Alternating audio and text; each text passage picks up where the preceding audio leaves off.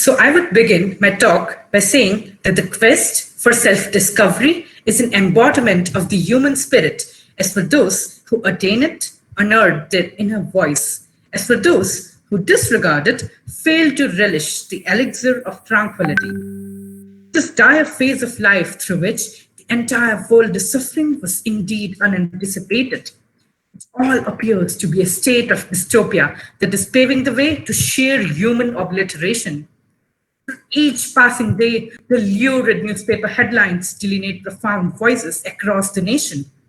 For they are the voices replete with the excruciating pain of migrant laborers that die out of starvation, of itinerants who are not as privileged as to afford a roof over their heads, of doctors and police officers who are curtailed to accompany their kinsfolk in these tormenting circumstances. At this instant, these voices resonate with anguish, despondency, and poignancy crawling in its wake.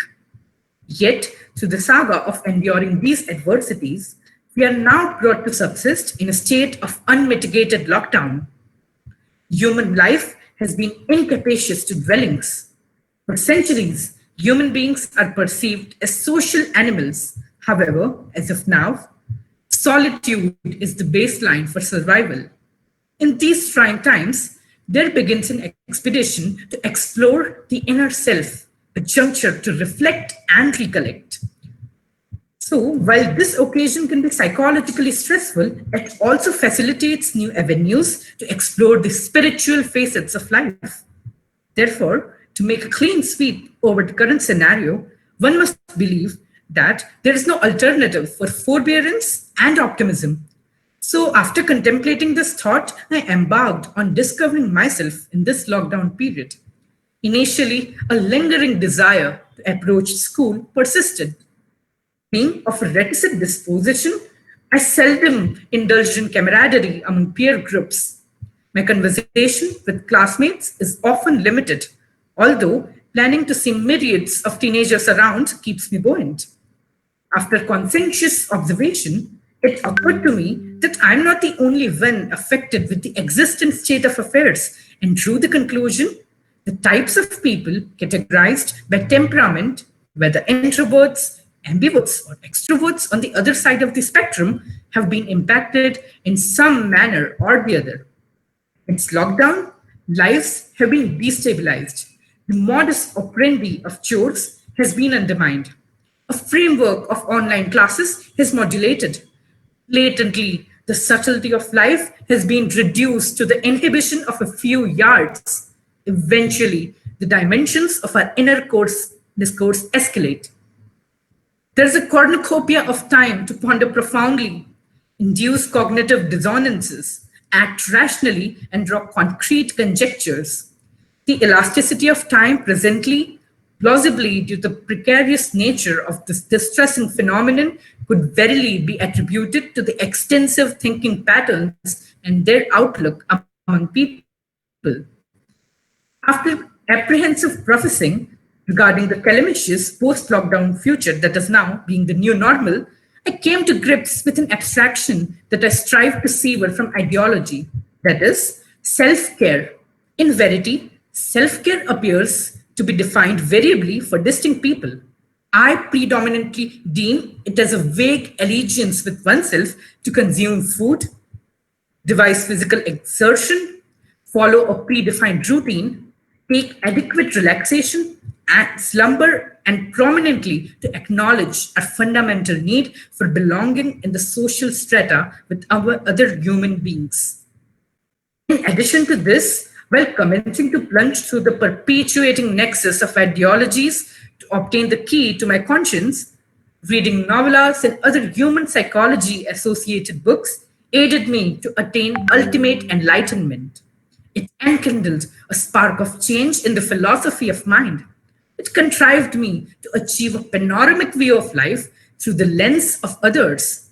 The acquisition of this knowledge further made me conceive that it is not mandatory to attain astuteness and wisdom by renouncing all the worldly pleasures. However, meditating regularly would supplement serenity and composure.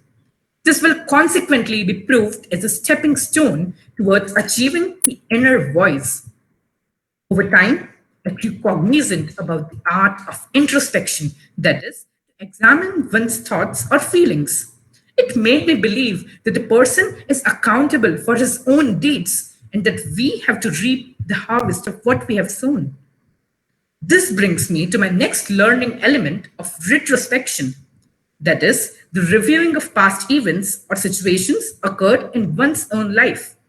Ethical values of rectitude and integrity often guide the outcomes of being a retrospective person with oneself.